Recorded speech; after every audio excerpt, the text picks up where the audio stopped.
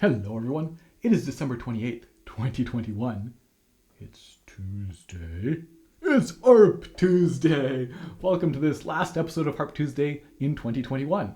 So today what I'm going to do is I'm going to start a composition. I've done this on camera a couple times and regardless of anything else, what it has resulted in is some compositions that I really like. And so kind of a great way to kickstart writing a piece. And today I'm going to be working on a duet. So it can be helpful, I think, to not sit down with a completely blank page and instead have some sort of format in mind. Again, in this case, I'm writing this for myself so that if I end up going in a different direction, that's fine. I'm not being hired to do a particular type of piece. But anyway, I have in mind this idea of a duet. For a project I'll tell you about later, and also for a fairly small harp. So I've got my pedal harp here just so I have the whole range available if I decide that that's the direction I want to go in, but I have in mind a harp that maybe goes no lower than this C. And I also have in mind something that's quasi-minimalist, I guess, sort of bunch of repeating patterns potentially, so we'll see how that goes, but again, some sort of framework, a little bit of an idea in mind, but again, we'll just see what happens. So here today, instead of using blank manuscript, physical manuscript paper, which is what I normally do, I've been using my iPad. I've created a blank manuscript file on a PDF that's now in Fourscore.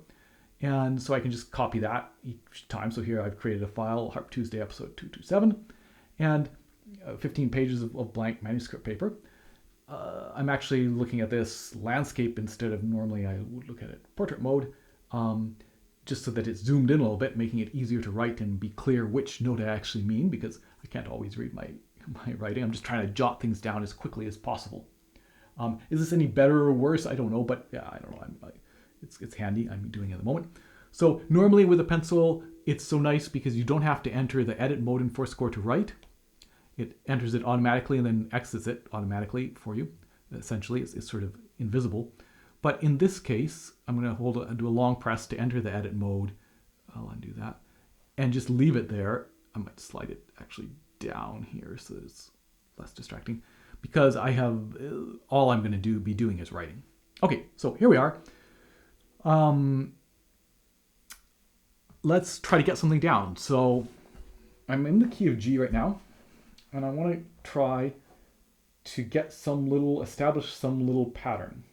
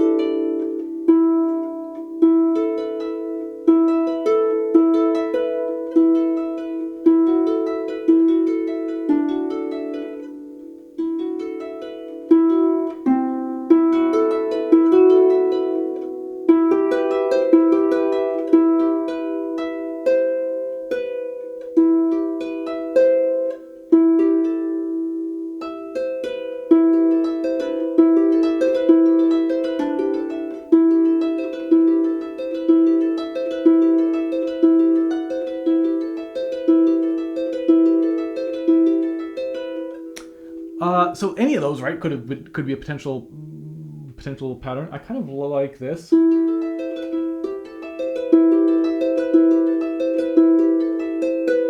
going to jot that down. So I think at the moment, I'm going to risk just having a single line for this harp part.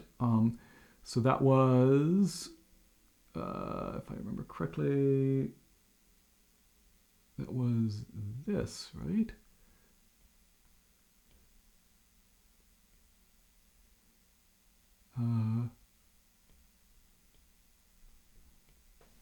That's a B.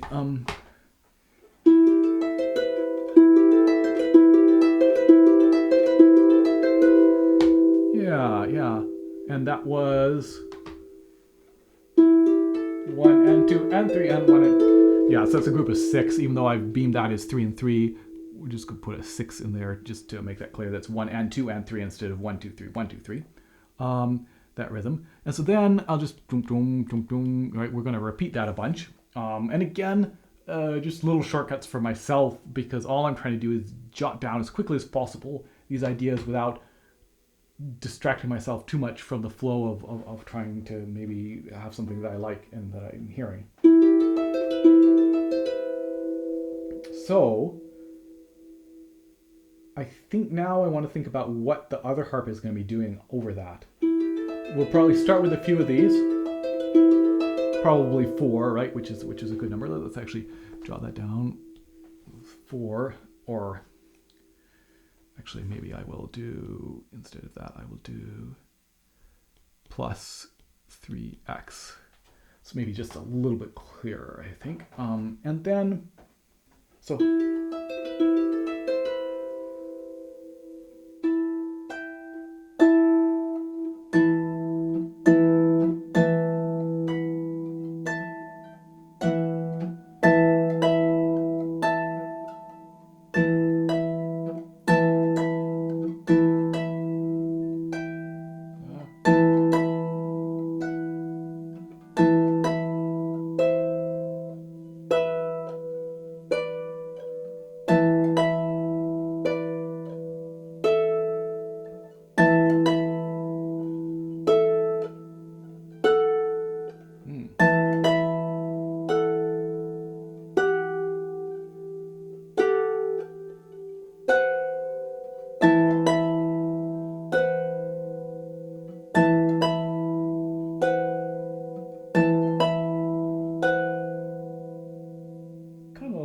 that. So 1, 2.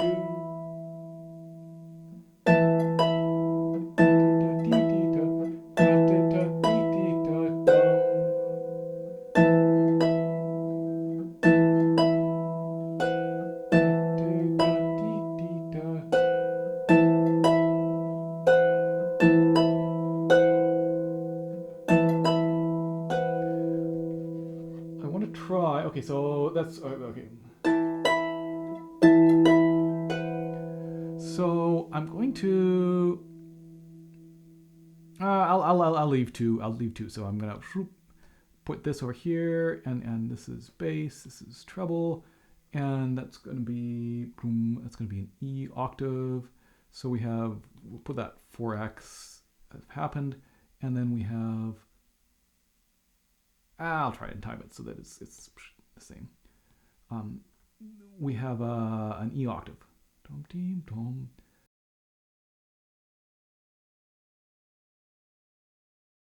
Tom, tom, tom. And then how that last, that little crunchy chord here, which is this, and this, come in as a, so it would be on beat 6, or on the and of 3. If we have 1 and 2 and 3, 1 and 2 and 3, and 1 and 2 and 3, and 1 and 2 and 3, and 1 and 2 and 3, and 1 and 2 and 3, and 1 and 2 and 3, and 3. And I kind of like that idea of just something a little bit, a little bit interesting there, a little bit unexpected, or a little bit shakes you out of your certainty of exactly where everything is going to fall. Tom, tom, tom. So we do that, right? And then I think just continuing on the same with the right hand, and then we would do this would repeat, and this would repeat. So yeah, we got.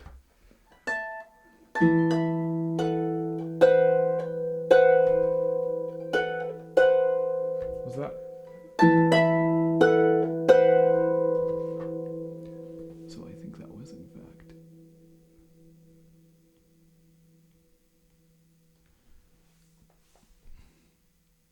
Sometimes I will write in just to clarify it for myself, I can write those in. Again, this is just totally sloppy, but trying to jot it down in a way I'll remember.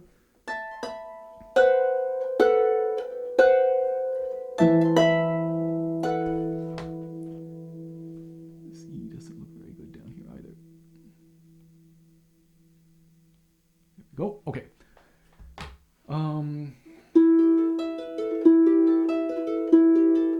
Dum dum dum dum dum dum dum dum dum dum.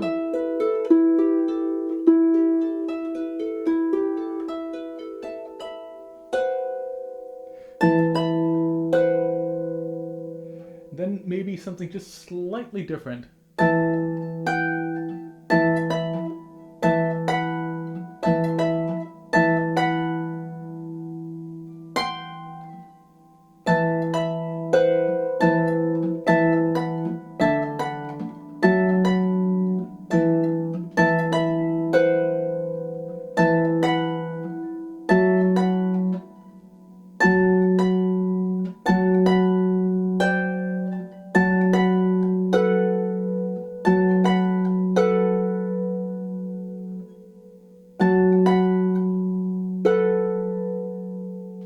Let's just shake it up just a tiny bit.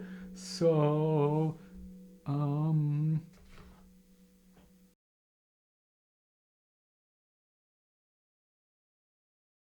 and now I think maybe it's time for the top harp to change. So we've been going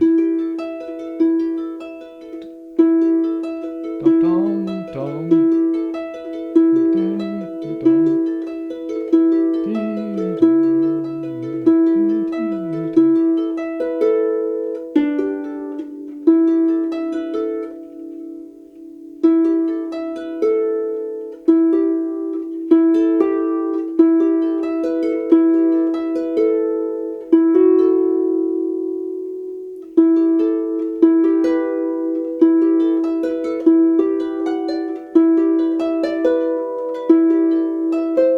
Sorry, what is this? Is that right? Sorry, I think I was doing this, but...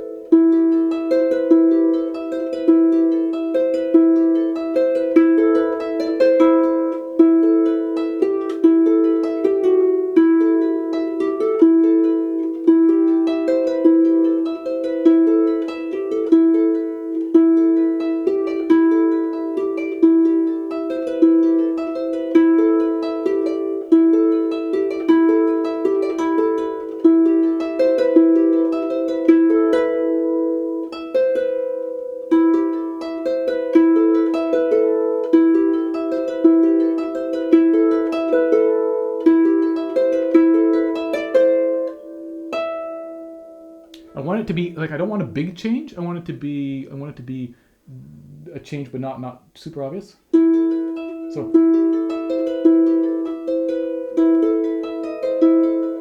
and again, I can experiment with some accidentals in here of notes I haven't played yet. Oh.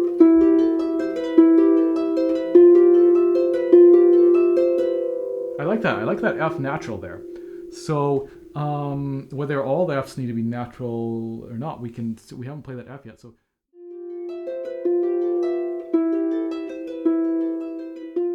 cool. Well, I think this has been 32 minutes. Okay. Definitely long enough. I might maybe I'll edit down a little bit of this. I don't know. And maybe I will try and pop this into finale before I upload this and play it back so you get a chance to kind of hear how it all sounds together. But yeah, again, I think it's certainly helpful for me and potentially interesting and helpful for you just to get a sense of what it can mean in terms of trying to write something down, right? That you can sit there and experiment and again try to remember what you got that sounds good. Now, of course, these days it's so easy to record yourself, and in particular, video can be really helpful because not only then do you have the audio, but you also have the visual of, oh, that was a string. If you're really, really good at transcribing stuff by ear, that might not be necessary, but it can still be really helpful to actually see which strings you're playing. And potentially you could just be noodling around and then trying to remember, oh, if there were some good moments, I'll just go back and watch the video and write it down. Um, but yeah, for me, this is the most effective way, I find. But yeah, anyway, hopefully gives you some ideas and encourage you to, this coming year, to potentially write down some arrangements and some compositions of your own. And yeah, well, thanks for watching Harp Tuesday in 2021, and I will see you in 2 weeks for the first Harp Tuesday episode of 2022. Cheers.